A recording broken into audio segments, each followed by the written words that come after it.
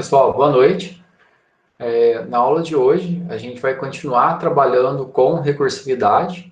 Então, a gente já vem aí a 2 aulas, a gente viu os conceitos do que é recursão, que é onde uma função chama ela mesma, para a gente poder até chegar na resolução de um problema. Na última aula, a gente fez algumas práticas e hoje a gente vai continuar vendo alguns pontos. Então, a gente deve trabalhar ainda hoje, na quarta, com os conceitos fundamentais aí de recursividade. Então, a gente viu o conceito, na última aula a gente fez uma atividadezinha sobre recursividade para poder resolver o problema da potência. E a gente viu também do fatorial como exemplo anterior. Eu vou apresentar a tela aqui para a gente dar continuidade no conteúdo.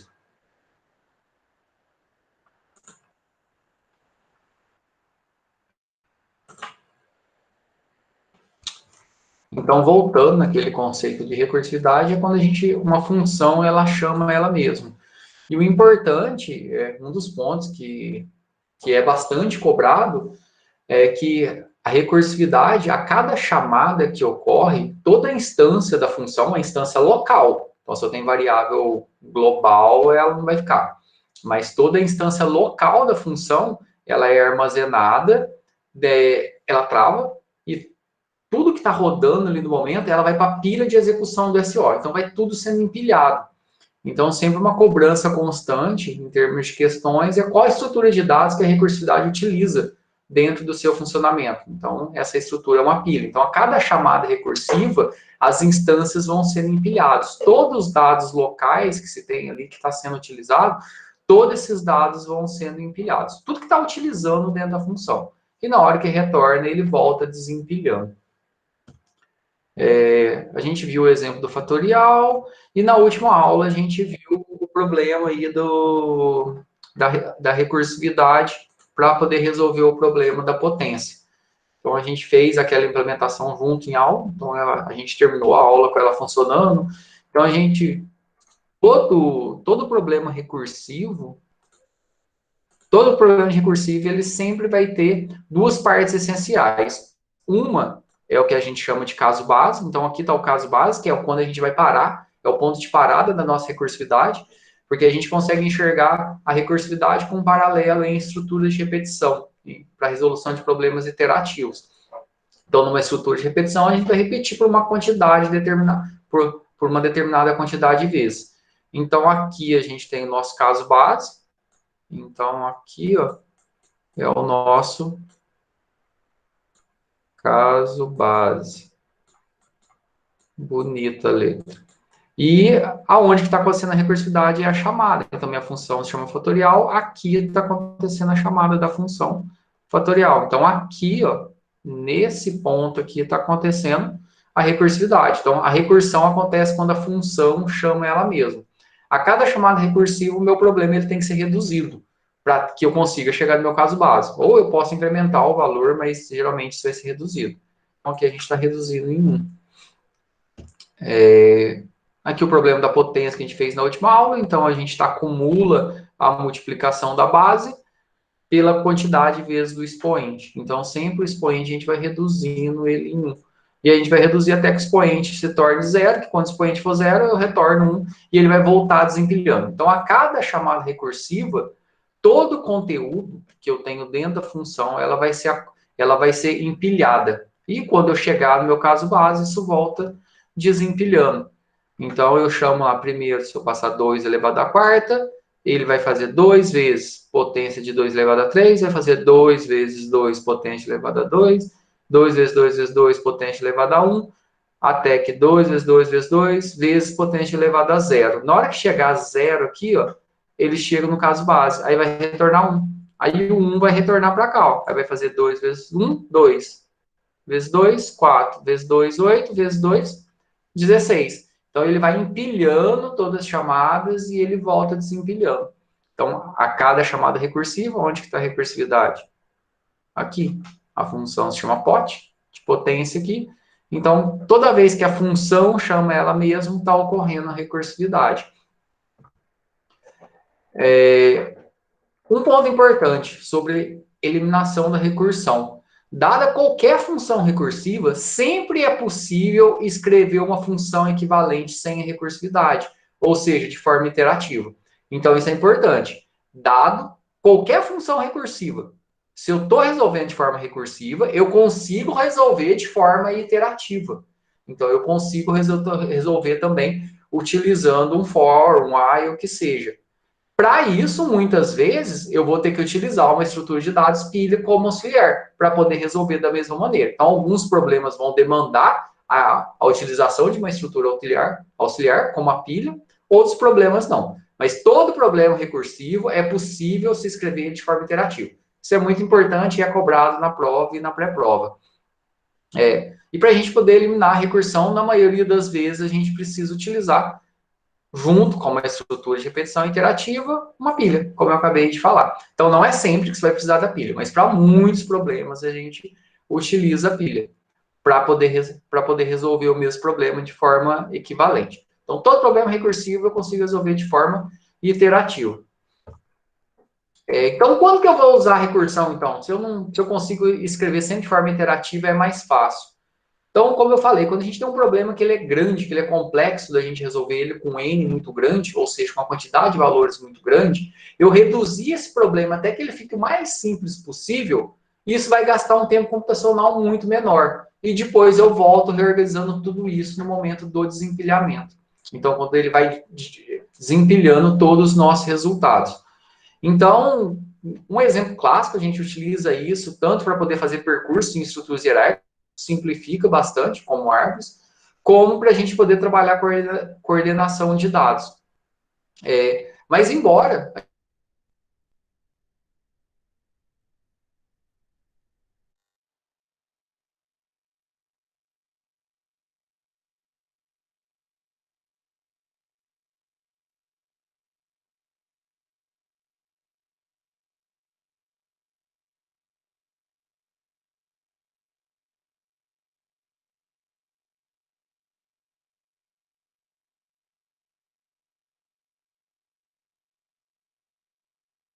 então, ele pode se tornar, eu posso ter uma resolução muito mais rápida, só que ele vai utilizar mais memória num curto espaço de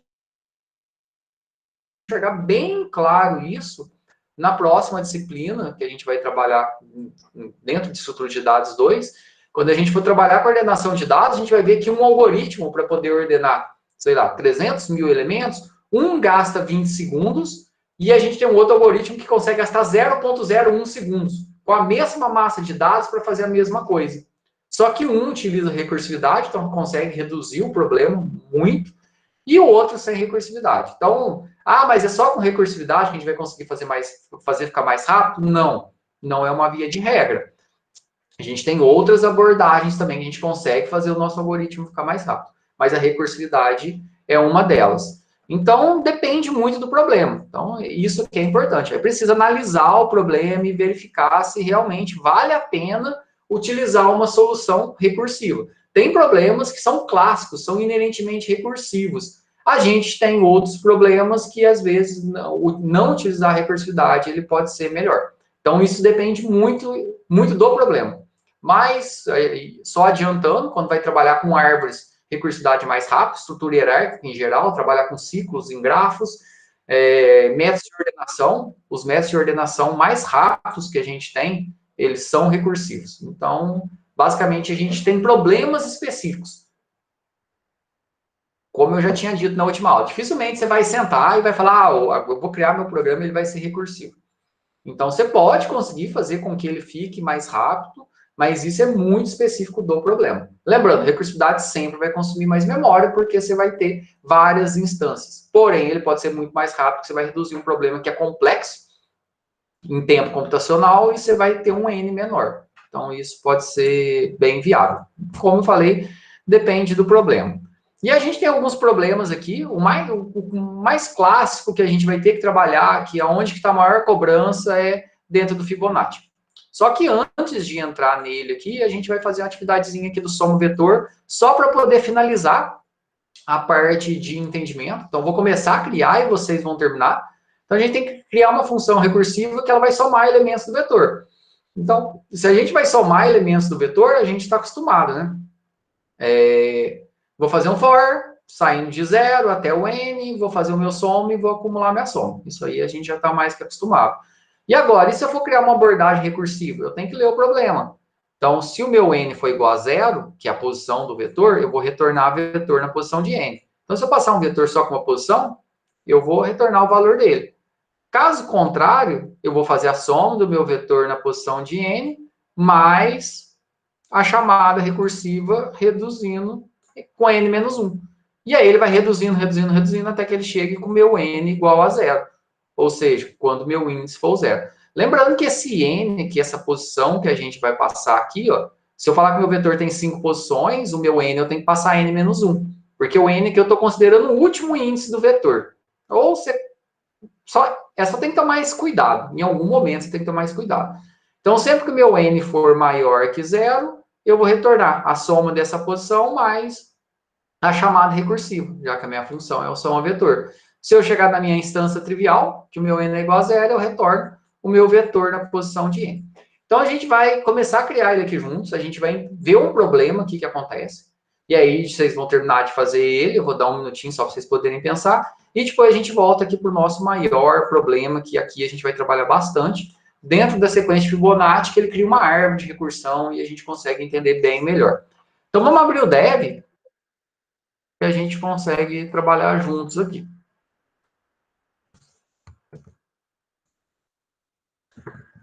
Então, a gente vai incluir a nossa biblioteca e stdio.h. Eu vou criar um main aqui, que aí fica mais fácil. Vou criar um vetor. A gente pode instanciar com a minha loca ou colocar, mas vamos colocar fixo aqui, só para não fazer a minha loca agora, que vai ficar mais fácil. A gente vai ter um vetor de 100, o n é a quantidade de elementos que a gente vai ler, o r vai ser o retorno que a gente vai pegar. Então, printf. Vamos incluir o stdlib também para fazer um rand, né, para não ficar digitando.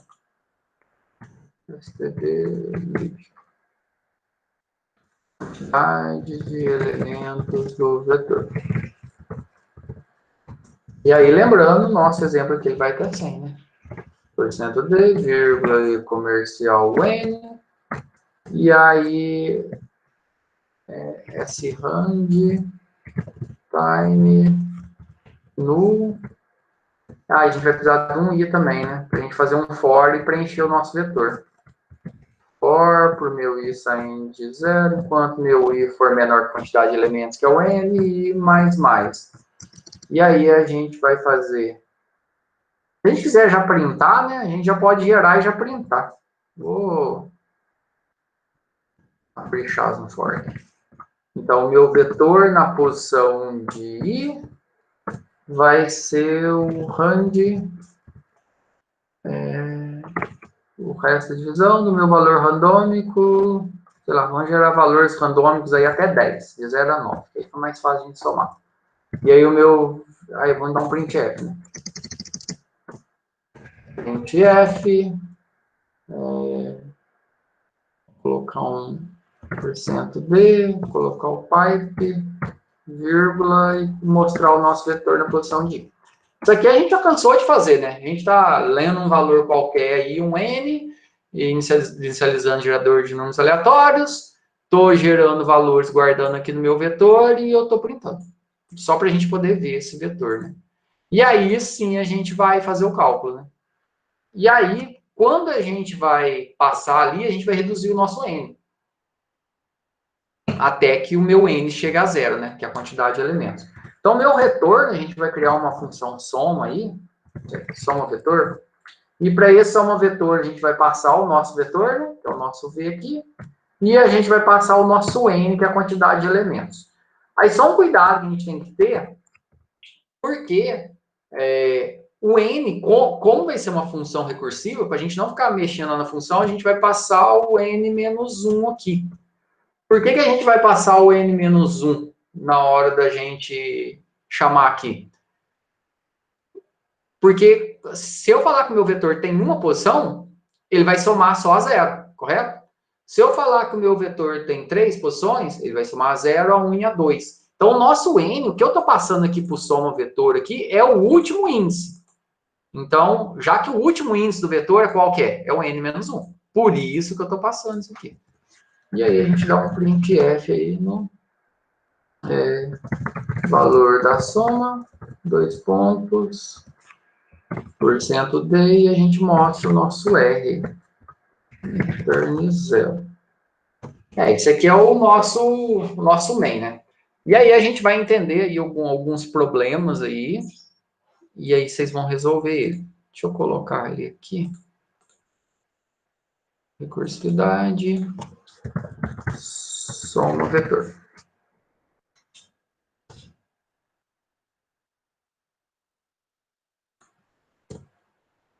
Então, a nossa variável, nosso soma vetor vai ser do tipo inteiro, que ele vai retornar, né? A gente vai chamar a nossa variável de soma vetor. Ele vai receber um vetor e vai receber o último índice. Então, o N aqui que ele está recebendo, ó, a gente lê a quantidade de elementos e a gente passa para cá, ó, o meu N aqui, ele é o último índice. Ou se você quiser mudar o nome dele aqui, tanto faz. Mas o N, ele é o último índice. Antes da gente fazer funcionar aqui, a gente vai entender um problema. Então, o que a gente já viu? O meu caso base aqui vai ser quando o N for 0. Então, se o N for 0, eu vou retornar. A minha chamada recursiva, o que ela vai ser? Ela vai ser a soma, então a gente vai ter que ter uma variável soma aqui dentro do nosso soma vetor aqui, ou pra gente, é só para a gente não dar o retorno direto aqui.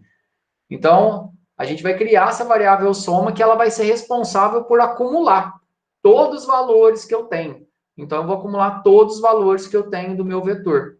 E aí, a gente vai sempre acumulando. A gente pode criar uma variável R aqui, de retorno, ou S, de soma, tanto faz aqui. Quer ver? Bom, vamos fazer direto aqui, só para a gente poder enxergar. Printf n igual a % d. Então, vamos ver qual que é o valor de n nesse momento aqui. E vamos ver o n aqui.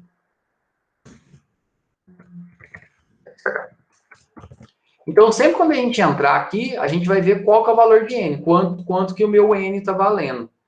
E aí a gente vai fazer a nossa chamada recursiva e a gente vai ver que a gente vai ter que ter um ponto de parada. Porque, caso contrário, senão minha função ela sempre vai ficar reduzindo. Então, aqui o nosso resultado, o nosso retorno, que a gente vai ter o nosso retorno parcial, vai ser o nosso vetor, que é o V, né? Nosso vetor na posição de n, lembrando que o n que já é o último índice. Então, eu vou receber o meu vetor na posição de n, mais a chamada da minha função recursiva, vou passar o meu vetor e vou passar o n menos 1. Se a gente fizer dessa maneira só, o que a gente consegue enxergar de forma bem clara? Que está faltando um ponto de parada. Ele vai chegar aqui, vai mostrar o n, vai acumular o vetor na posição de n e vai reduzir. Mas ele vai reduzir até quando? Então, sempre na função recursiva, a primeira coisa que a gente vai colocar aqui antes é o que a gente chama de caso base ou instância trivial. Então, olhando lá o nosso problema, a gente consegue enxergar. Ele está bem claro qual que é o caso base dele. Aqui, ó. Qual que é o caso base que está aqui, ó? Se o n é igual a 0, eu vou retornar o meu vetor na posição de n. Então, o nosso caso base é o quê? Se o meu n for igual a 0, return vetor na posição de n. Se não, o que eu vou fazer para todos os outros casos?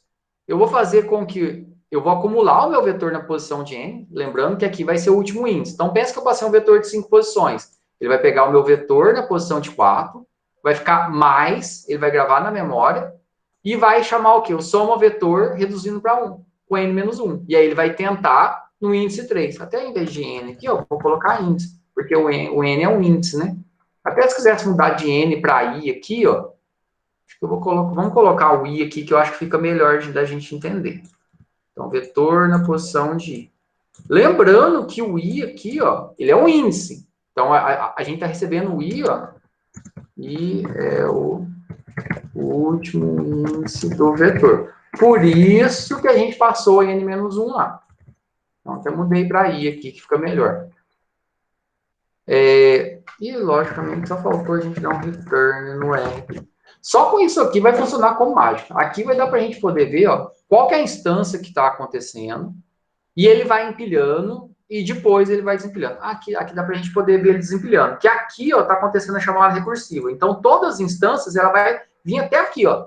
Todas as instâncias, ela vai iniciar, ela vai executando, executando, executando, até aqui. E vai congelar. Então, se eu passar um vetor com 5 posições, o meu índice 4, ele vai executar até aqui e vai congelar. Depois, ele entra no índice 3, executa até aqui e congela. Entra no índice 2, executa até aqui e congela. Entra no índice 1, executa até aqui e congela. Até que ele entra no índice 0, acha o return, e aí ele volta acumulando tudo. Ele volta desempilhando e fazendo toda a soma. Então, se a gente passar um n igual a 5 aqui, que a gente vai ter de 0 a 4, a gente vai ter 4 instâncias na memória. Na hora que a quinta entrar na memória, então a gente vai chegar a ter 5 instâncias dessa mesma função na memória. Na hora que a quinta entrar na memória, que ele achar o caso base, ele volta desempilhando. Então, todas as funções, quando acontece a recursividade, a função ela vai executando aquela instância até que ela ache a chamada recursiva. Quando ela acha a chamada recursiva, a função ela congela, vai para a pilha de execução do SO, então aquela instância ela fica lá congelada e chama a outra instância. Depois, quando ele acha o return, ele volta, executa. Ah, beleza, executou? Ele vem para a linha de baixo. Aí, para a linha de baixo, a gente vai ver que o nosso printf aqui, a gente vai ver o retorno parcial, né? Instância, %d, retornando, 2 pontos, %d. E a gente vai dar um /n aqui. E a gente vai ver a instância, que é o nosso i, né? A instância do índice, né?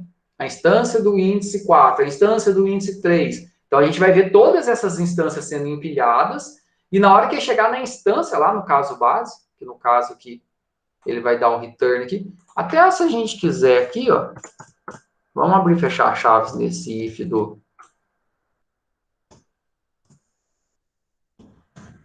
Não precisava nem desse else aqui, porque tem um return aqui dentro, mas é só para poder ver. A gente está vendo qual índice ali, e vamos dar um printf aqui, ó. Instância. Uma coisa aqui, ó. A gente vai mostrar o i e o n. Só que vamos copiar isso aqui e colocar aqui dentro também para a gente poder enxergar acompanhando aqui. Então a gente vai ver que está na instância do 0. Opa! Aqui, ó. Eu mudei de n para i, ó. E aqui eu estou testando. Estava testando o n também. Ia dar um erro ali, ó. E eu. Espera aí que eu estou fazendo de errado aqui. O i é a nossa instância. O r é o retorno aqui, ó. Só cuidado, cara. Pera aí, arrumando tudo aqui, ó. O R é a nossa variável de retorno. O I, ele é o índice, é o último índice que a gente está recebendo. Então, a gente está mostrando o I, que é o índice. O nosso caso base é quando a gente chegar no índice 0. Então, a gente está somando um vetor. Então, se eu receber um vetor de 5 posições, eu vou receber o índice 4. Então, ele vai reduzir até ele chegar no índice 0. Por quê? Porque o índice 0 é o primeiro índice do nosso vetor. E aí a gente vai mostrar qual instância que é o i, e o r aqui que é o nosso retorno, a gente não tem um r, a gente vai retornar, a gente vai retornar o vetor na posição de i, que é essa posição 0. Aqui, na verdade, a gente poderia simplesmente printar ele direto. Aqui que a gente está acumulando, que é o nosso r. Para todos os outros casos, o que a gente vai fazer? Vou fazer com que o meu vetor na posição de i, ou seja, vetor na posição 4, vetor na posição 3, ele vai reduzindo a cada chamada recursiva, ele vai reduzir 4, 3, 2, 1, até que ele chegar na 0. Depois que ele chegar na 0, ele volta no anterior e volta tudo acumulando. Então, no passo a passo, a gente vai conseguir enxergar isso aqui de forma bem clara, o que ele vai fazer. Deixa eu abrir até o Paint aqui, ó, que aí dá para desenhar aqui. Aí, Paint.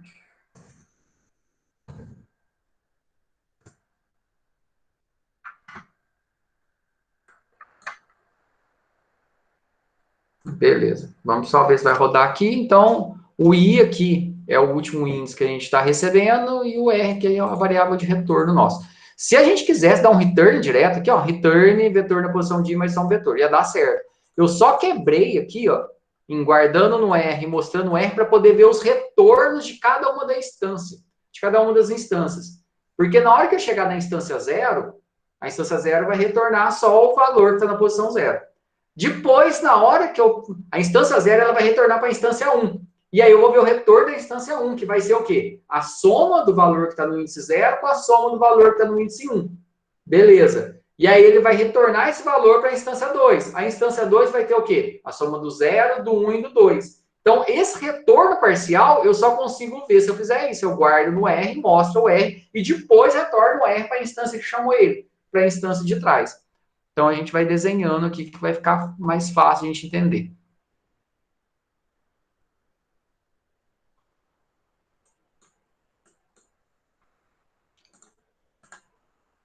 Quantidade de elementos do vetor, eu vou colocar pouco aqui só para a gente conseguir fazer. Então, eu vou colocar 5. Aqui está o nosso vetor. Olha lá. 1, 6, 8, 6 e 9. São números aleatórios. Então, aqui a gente não deu uma quebra de linha aqui, ó, depois que deu o print aqui do vetor. Faltou só a gente dar um print aqui, ó. E aí, entrou na primeira chamada. Então, como a gente passou, nosso vetor tem 5 posições, a gente passou o n-1, o primeiro índice que ele entra é o 4. E ele vai olhar, o i é igual a 0? Não. O que ele vai vir aqui? R é igual, vetor na posição de i, mais, e vai achar o som vetor. Quando ele acha o som vetor, a instância do 4 ele vai congelar. Então, só fazendo uma simulaçãozinha aqui, ó, o que vai acontecer? Ó, a gente tem a pilha de execução aqui, ó.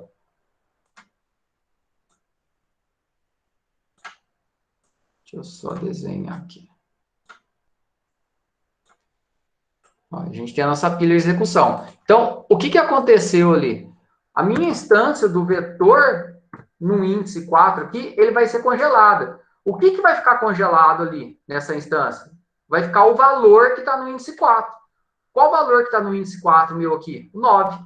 Então, nessa instância aqui, ele vai ficar 9 vezes esperando o retorno da pilha. Então, a instância do índice 4, ele congelou.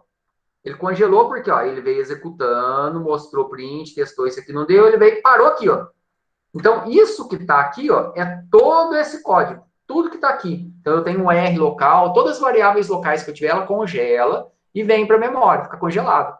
E ele parou aonde? Vetor na posição de i, que no meu caso aqui é 9, vezes. E acontece a chamada. Na hora que acontece a chamada, a instância do 4 congela e fica 9 vezes. E aí ele vai chamar o quê? Soma vetor de i menos 1. Aí, na hora que ele acha que ele faz uma nova entrada. Então, o que vai acontecer aqui, ó? Ele vai fazer uma nova entrada, que agora eu estou com o i valendo 3. Então, ele fez uma nova entrada. I é igual a 0? Não. Ele vai ver R é igual vetor na posição de i e acha a chamada recursiva. Então, o que vai acontecer aqui, ó? Na instância do 3, ele vai para a pilha. Por quê? Porque eu achei uma chamada recursiva. Ou não é vezes, não, é mais. Tô louco. Fica 9 mais, né? Mais. E aqui ele vai pegar. Qual o valor que está no índice 3? 6. Ele vai ficar o 6 mais congelado, esperando o retorno da instância de cima. Então, a instância do 3, ele congela. E ele ficou... O que eu mandei ele parar? Ó, o vetor na posição de i. Então, vetor na posição 3, que é a instância do 3 ali. Que é aqui, ó. Ele vai ficar congelado na memória. Ficou congelado, ficou com 6 mais. E vai acontecer o quê? A chamada de soma vetor passando o vetor com i menos 1. Então, ele vai achar o que agora? Ele aconteceu a chamada com 2. Então, ele entrou, aconteceu a chamada com 2. I é igual a 0? Não. Então, o R, ele vai receber o quê? Vetor na posição de I e a chamada recursiva. Quando há chamada recursiva, o que acontece? A instância do 2 vai ficar congelada na memória. E o que ele vai ficar? Vai ficar o valor que está aqui, ó. 8. Vai ficar 8 mais, esperando o retorno de cima. Porque achou a chamada recursiva, ele vai sempre empilhando. Quando que ele vai começar a desempilhar? Quando ele achar um return. E aí ele acha um return e continua as instruções, continua tudo que ele tem que fazer. E agora, o índice 2 achou a chamada lá passando menos 1, achou o índice 1. Que é aqui que a gente está agora. É igual a 0? Não. Então, vetor na posição de i, mais e a chamada recursiva. Achou a chamada recursiva? Vem aqui para a pilha, então trava e vai ficar o que está aqui. Aqui é o vetor na posição de I mais, ó. Na posição 1 está o 6. Então, 6 mais, esperando que está na chamada de cima. E agora vai acontecer o quê? A chamada do zero. Então, vai acontecer a chamada do vetor na posição de zero. Quando acontece a chamada do vetor na posição de zero, que é o que vai acontecer aqui, ó. Índice zero. Beleza. O I é igual a zero? É. Vai aparecer para a gente aqui, ó. A instância zero está retornando o vetor na posição de I. Então, o que vai acontecer? A instância zero vai retornar o valor que está no índice zero, que é o quê? Vai retornar 1. Então, essa instância aqui, ó, do vetor na posição de zero, o que ele vai retornar? Essa instância, ele vai retornar para quem chamou ele. Quem chamou ele? O vetor na posição de 1. E o que ele vai retornar? O que ele tem armazenado, no caso aqui. No caso que é 1. Então, ele vai retornar aqui, ó. Vai retornar 1 para cá, ó. E aí, depois, ele vai voltar desempilhando. Então, vamos ver aqui, ó. Então, vetor na posição de 0. A gente não deu os pauses lá. Faltou dar um get ch lá. Mas vamos lá. O vetor na posição de 0, ele retornou 1, que é o valor que ele tem aqui. Certo? Então, isso aqui retornou para quem? Retornou para a instância anterior dele. E aí ficou o quê? O vetor na posição de 1, ele tinha parado aonde, ó? O índice da instância do 1, ele veio executando até aqui, não veio? Então, na instância do 1, ele está travado aqui, ó. Que ele está com o quê? 6 mais. A instância do 1 está aqui. Esperando que o do 0 retorne. Quando o do 0 não retornou 1, ah, beleza. Então, 6 mais o que a instância do 0 me retornou, que é 1. E aí vai fazer 6 mais 1. O que aconteceu aqui? A instância do 1 está retornando 7. Por quê? Que é 6 mais 1, aqui é a instância do 1, ó, ele vai retornar o quê? Essa instância aqui. Opa, ficou muito grande, ficou feio. A instância do 1 vai retornar para quem chamou ela. Então, 6 mais 1 vai retornar 7. E aí ele volta. A instância do 2, o que vai fazer? 8 mais 7 vai retornar quanto? 15. E aí ele retorna para quem chamou. Retorna para cá. Quem chamou a instância do 2? Foi o 3. Vai retornar 15. A instância do 3 vai ser o quê? 6 mais 15 vai retornar 21. Então, 6 mais 15, ele retorna 21. A gente só colocou aquele R ali para ver esses retornos intermediários. Para ver que não é mágica. E depois, a instância do 4, que não tem mais nada, ele vai retornar o quê? Ele vai retornar para quem chamou ele. Quem chamou a instância do 4? Foi o main. Então, isso aqui vai lá para onde? Isso aqui vai lá para o main. E quanto que ele vai retornar lá para o main? Que é o main que chamou ele. Ele vai retornar 30 lá para o main. Ó, tá vendo? A instância do 4 está retornando 30. E o valor da soma, onde que está isso aqui? Está lá no main. E ele vai mostrar 30. Então, o que acontece? Ele vai empilhando. Então, a gente tem aqui, ó. Ele tem a instância do 4. Depois, ele chama a instância do 3. Chama a instância do 2. Chama a instância do 1. Chama a instância do 0. Quando tem o 0, ele tem um return. E aí, ele volta desempilhando. A do 1 tinha travado no 6 mais. Retornou 1. 6 mais 1, 7. O do 2 tinha travado no 8 mais. Pegou o de retorno da instância de cima. 8 mais 7, 15. A instância do 3 tinha travado no 6 mais. O que ele recebeu de retorno da instância anterior? 15. 6 mais 15, 21. A instância do 4 tinha travado no 9 mais. 9 mais 21, 30. Por quê? Porque quando ele acha o return, ele vem para a linha de baixo, que é o print, ele pega o return, ele vem para a linha de baixo, que é o print, e ele retorna para quem o chamou. E aqui, no caso, que ele vai vir, vai mostrar lá no main. Conseguiram fazer funcionar aí? E deu para entender?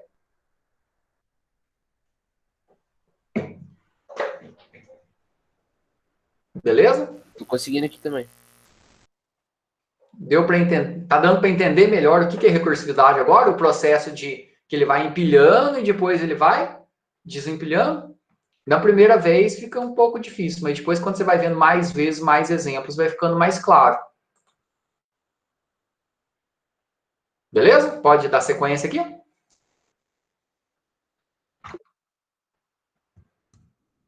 Depois eu subo esse código lá no ambiente também, e se alguém perdeu, eu coloco ele lá, só para poder ir acompanhar. Mas como eu falei, isso aqui é mais a título de exemplo. Matheus, desce só no main lá pra me ver o negócio, fazendo favor. Sim. O main a gente só gerou um vetor aleatório, printou ele, Ah, beleza. depois chamou a função. Qual que é o ponto importante aqui?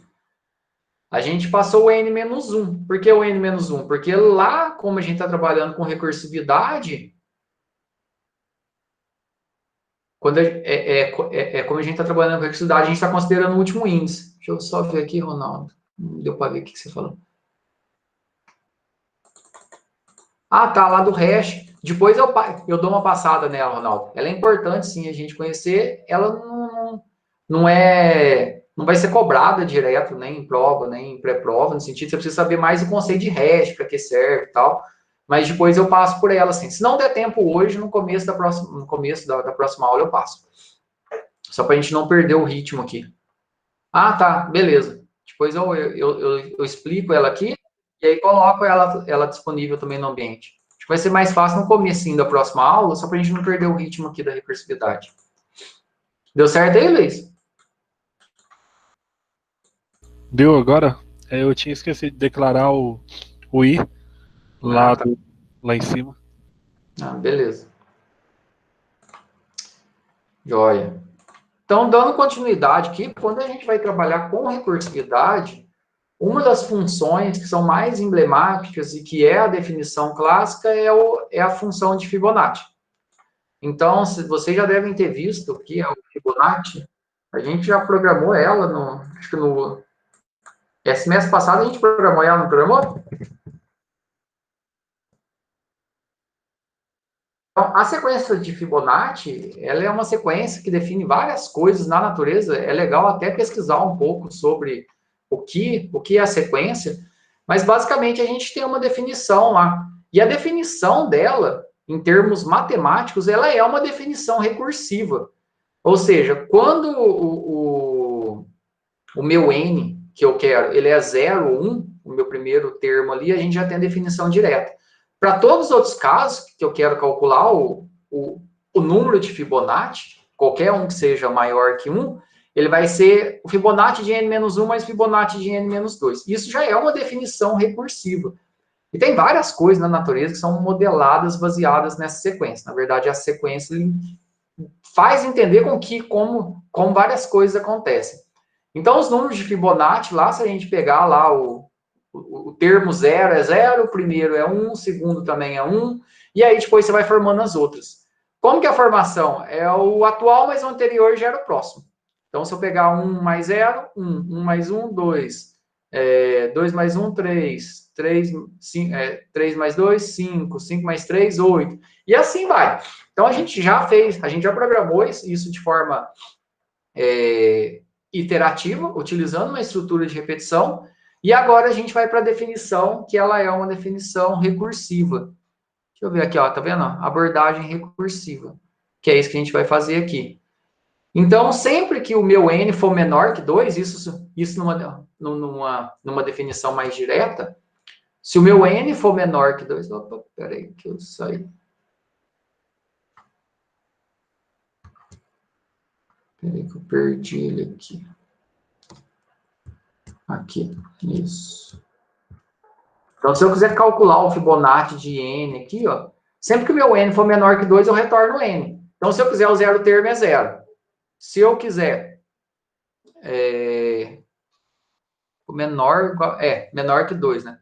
Se eu quiser o termo 1, é 1. Para todos os outros termos, a gente vai calcular. Caso contrário, eu vou chamar a minha função recursiva, né? Chamando minha função Fibonacci de n-1 mais n-2. E aí você fala, nossa, mas como que ele vai fazer isso?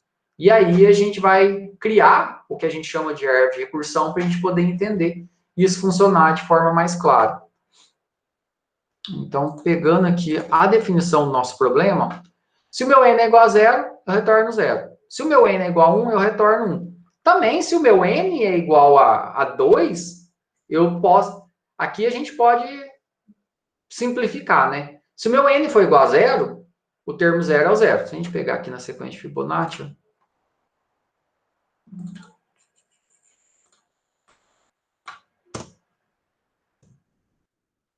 gente pegar na sequência, eu tenho lá 0, 1, 1, 3, 5, 8, 13, 21 e assim vai. Se a gente pensar em termos aqui, ó, deixa eu passar uma régua aqui.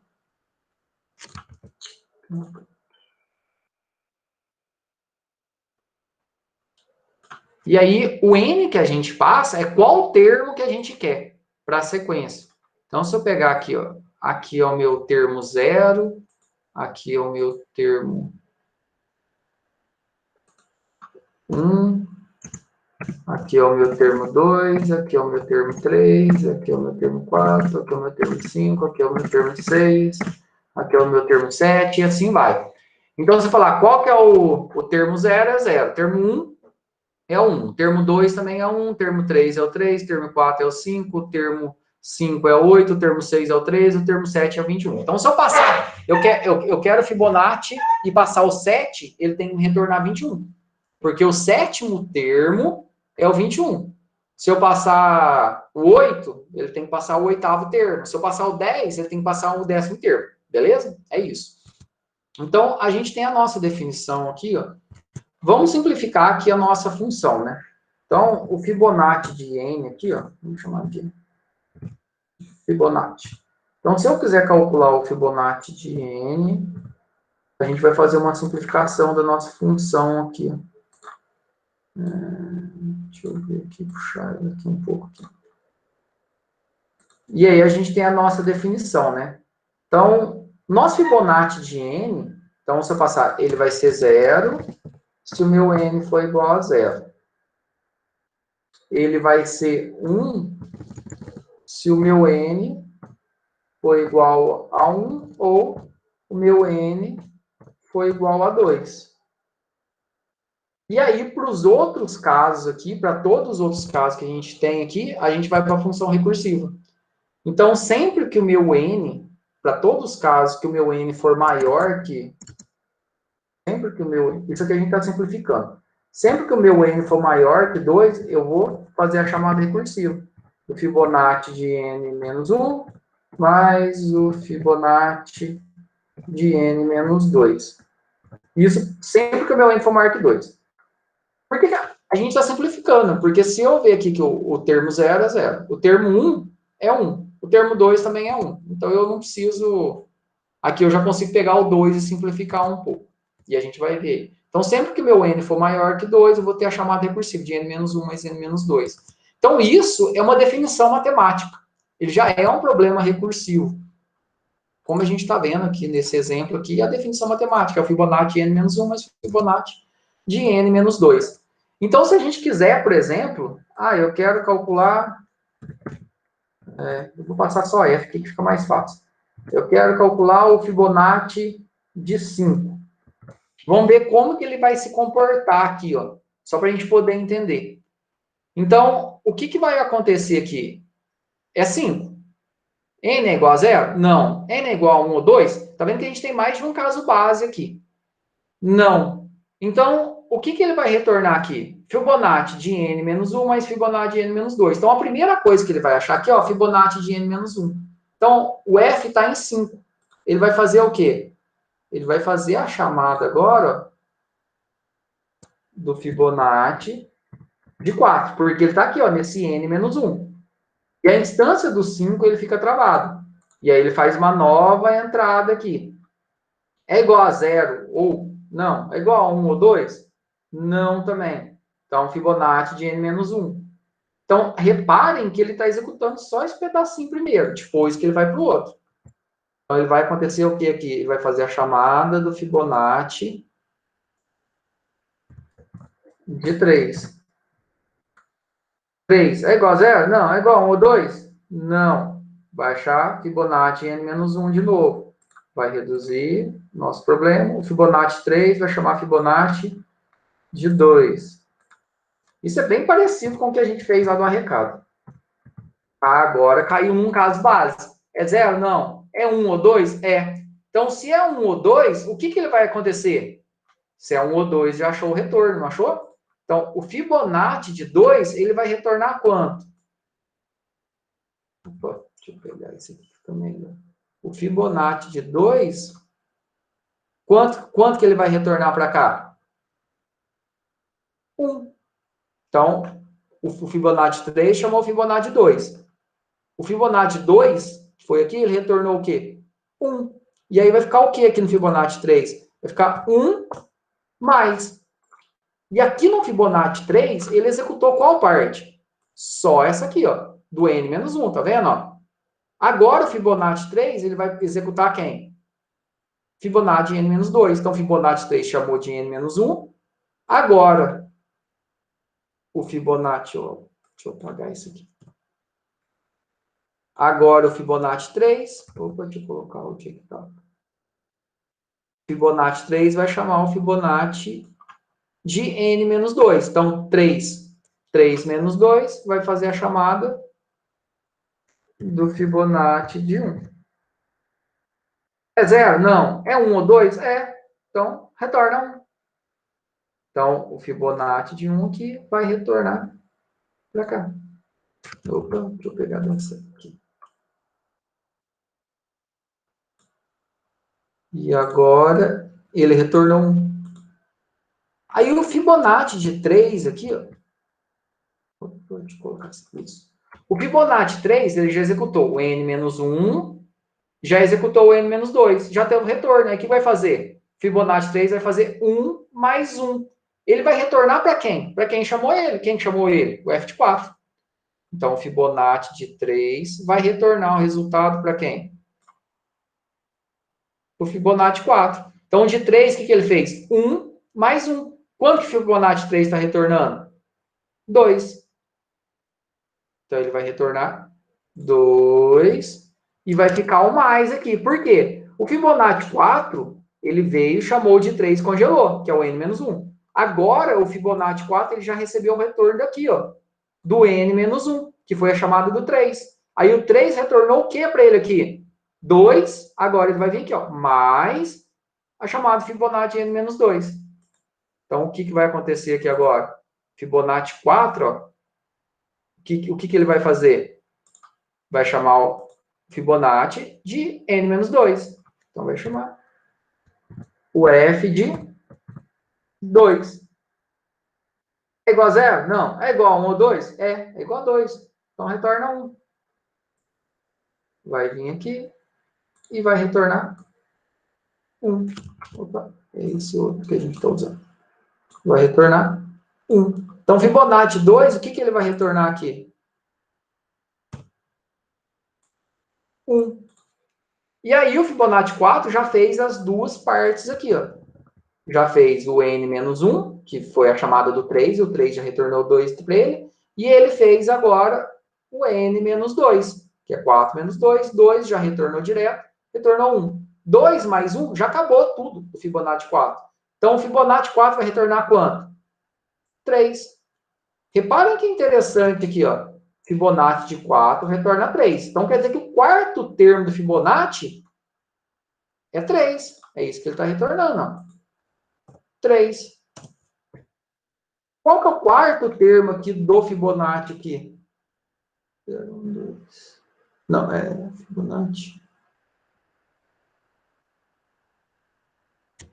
Espera aí.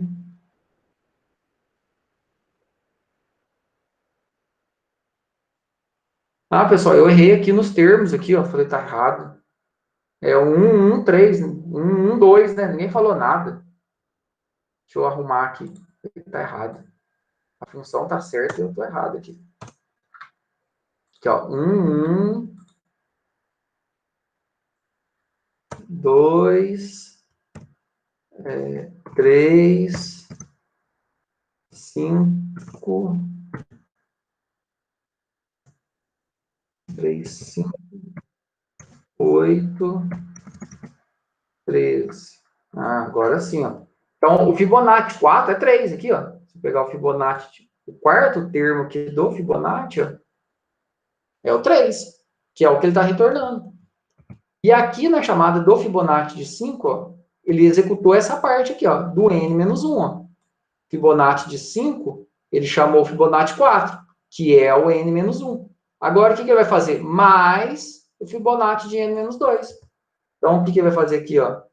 Vai colocar um mais e vai fazer a chamada do Fibonacci de n-2. Então, aqui na instância do 5 agora, ele vai chamar n-2. Então, vai fazer a chamada de quanto? Do Fibonacci, 5 menos 2, 3. Repare que a gente já fez Fibonacci 3, que ele vai fazer de novo. Então, ele tem o que a gente chama de instância redundante. Ele já fez uma vez, mas ele vai fazer de novo. Por quê? Quando o Fibonacci 3 recebeu o retorno 2, recebeu o retorno 1, ele somou e a instância morreu. Então, ele não sabe mais, ele não guarda valores já calculados em chamadas recursivas. Pelo menos em C, não. Outras linguagens, Lisp faz isso. Algumas linguagens, poucas linguagens faz isso. Mas aqui no caso ele vai refazer. Então, quando ele faz 3, é igual a 0? Não. É igual a 1 ou 2? Não. No 0 que nem precisa, porque aqui no caso nosso que não vai cair no 0, porque a gente está simplificando com 1, 2. E aí ele vai chegar onde aqui, ó? Ele vai chamar aqui, ó, Fibonacci de n-1. Então, aqui na instância do f de 3, ó, ele vai chamar o Fibonacci de -1, que vai chamar aqui, ó. Então, o Fibonacci 3 vai chamar o Fibonacci de 3 menos 1, vai chamar de 2. 2 é caso base? É 1 ou 2? Retorna 1. Então, aqui vai retornar 1. Opa, esse aqui que eu estou usando. Vai retornar 1. E aí a gente vai fazer aqui agora 1 mais. Aqui na instância do 3, ó, ele já executou o n-1, que é a chamada Fibonacci 2. Estou na instância do 3. Ele é maior que 2, né? Ele chamou do n-1, executou do 2, que retornou 1 para ele. Agora ele vai fazer o quê? Mais Fibonacci n-2. Então vai fazer a chamada aqui do Fibonacci 2. Então, vai fazer a chamada agora aqui do f, então 3 menos 2, f de 1. E aí ele vai fazer, é igual a 1 ou 2? Retorna 1. Então, o 1 aqui, ele vai retornar quanto para cá? Vai retornar 1.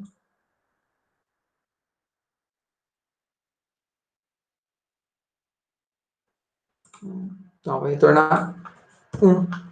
Voltando aqui na instância, a instância do 3, ó, ele já fez o n-1, já fez o n-1, que foi a chamada Fibonacci 2, andou, já fez o mais, que é que ficou travado aqui, o Fibonacci n-2 chamou o Fibonacci 1, que também retornou 1, e aí somou. 1 mais 1, o que ele vai retornar para cá? 2. Ele vai retornar para quem o chamou. Quem chamou esse Fibonacci 3? Foi o Fibonacci 5. Então, aqui, ó, ele vai retornar 2. E vai fazer aqui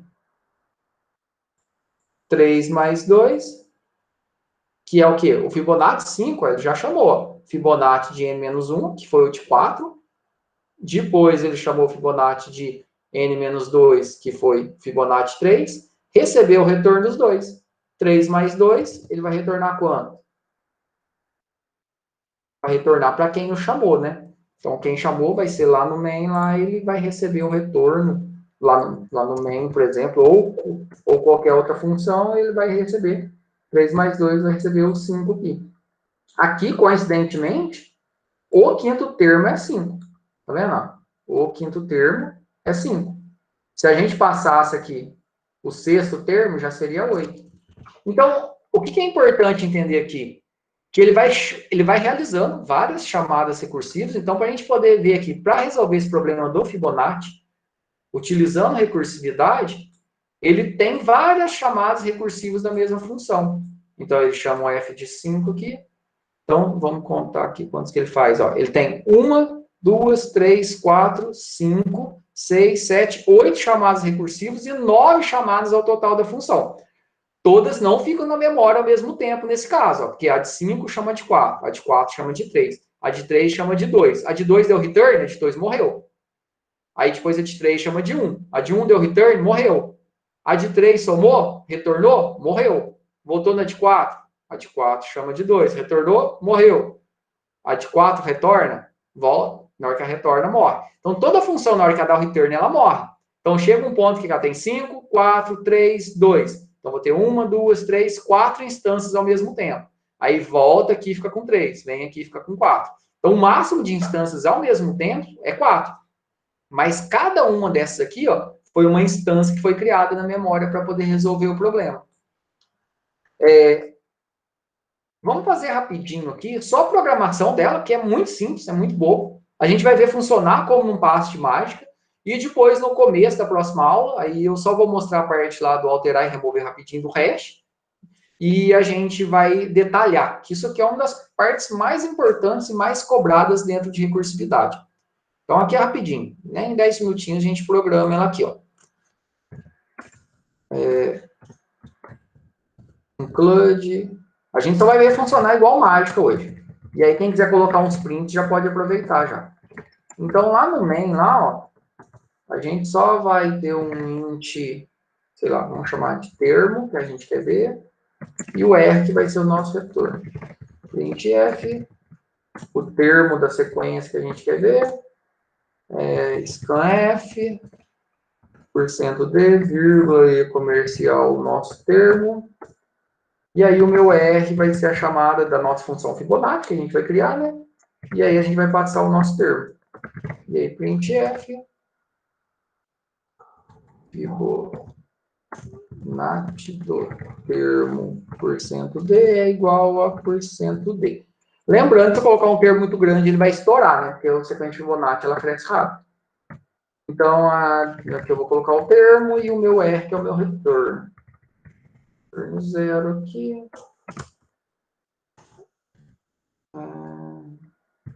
Fibonacci, só com ponto C para os nossos returns. E aí vamos criar a nossa função Fibonacci. Então, a nossa função Fibonacci vai receber um N qualquer, que vai ser o nosso termo ali, né? E aí a gente vai fazer. Então, o nosso caso base é o quê? A gente simplificou, né? Se o meu N for igual a 1 ou o meu N for igual a 2, eu returne 1. Porque tanto o meu termo 1 quanto o meu termo 2 é 1. Para todos os outros casos, o que eu vou fazer? Eu vou retornar a chamada recursiva de Fibonacci de n-1 mais o Fibonacci de n-2. Isso aqui funciona como mágica. E aí, se vocês quiserem brincar, colocar um print, em vez de dar o return direto, criar uma variável R, printar o R, depois dar o return no R, igual a gente estava fazendo, que aí ajuda a entender melhor. Só para não ficar sem enxergar isso.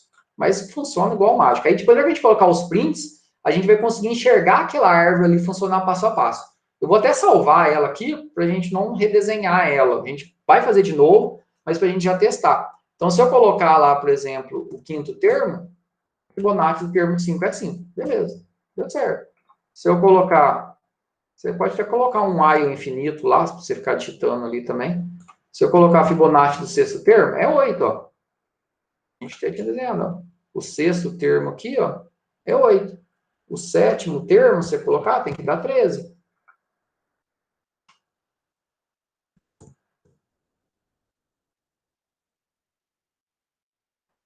Sétimo termo, dá 13. Então, funciona. Essa é uma definição matemática que funciona igual mágica. Aí, o que vocês podem fazer? Colocar aqueles prints igual a gente fez para poder entender melhor. E aí, a gente vai fazer isso juntos na próxima aula, que isso é essencial. Você saber pegar um problema de Fibonacci, desenhar de recursão para poder mostrar o resultado, é muito importante. Que tem muitas questões de concurso de ENAD que cobra isso. Pessoal, alguma dúvida? Por enquanto?